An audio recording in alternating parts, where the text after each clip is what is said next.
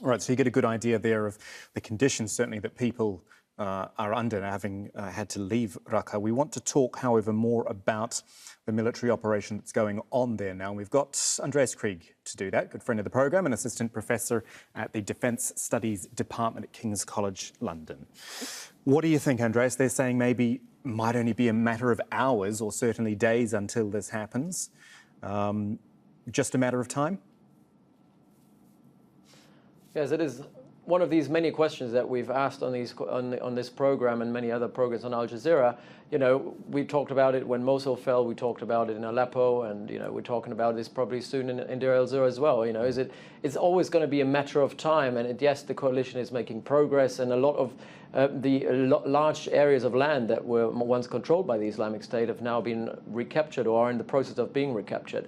But does it mean it's the end of ISIS? It might be the end of the Islamic State. I think it's the end of the caliphate. It's the end of this socio-political project that this group was starting to unravel in 2014. But it's obviously not the end of the narrative and the ideology of ISIS, which has now moved from more insurgency into a terrorist organization.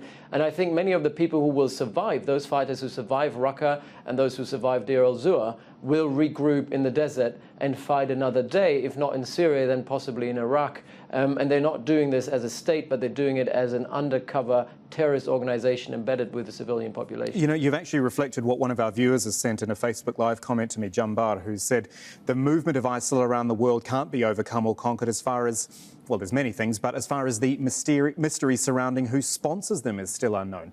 Yeah, they've been fighting for years now and have managed to keep going all this time. And clearly will still have funding from wherever it is to keep, as you say, going elsewhere. I mean, they don't really have funding. It's not like there is a foreign body that funds ISIS. I mean, ISIS is for the Islamic State, has been for a very long time self-sustained. You know, they've ruled territory, they extorted money from people, they traded with oil and other goods illicitly, and, you know, they raised taxes and so on and so forth. So really, I mean, the Islamic State as such will disintegrate, and thereby it will deplete their resources. Those people who still hold out have not much. They don't have a lot of munitions. They have hand-fire weapons, small arms. They don't even have RPGs. They don't have tanks. They don't have armored vehicles like they used to have. They are very much, it's down to their bones of what is left now.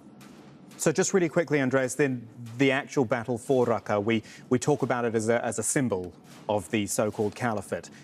If it falls, when it falls, are you saying then that in the end it is that symbolic?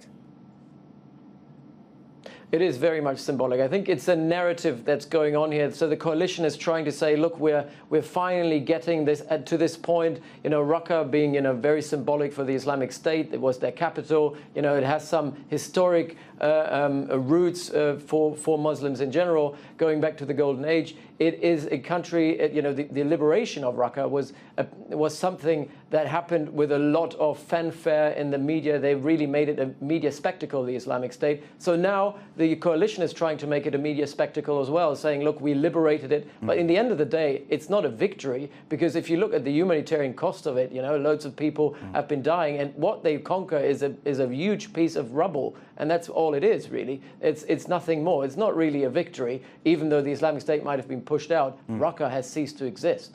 Yeah, good perspective there from Andreas Krieg. Always a pleasure. Thank you for joining us. If you've got any thoughts on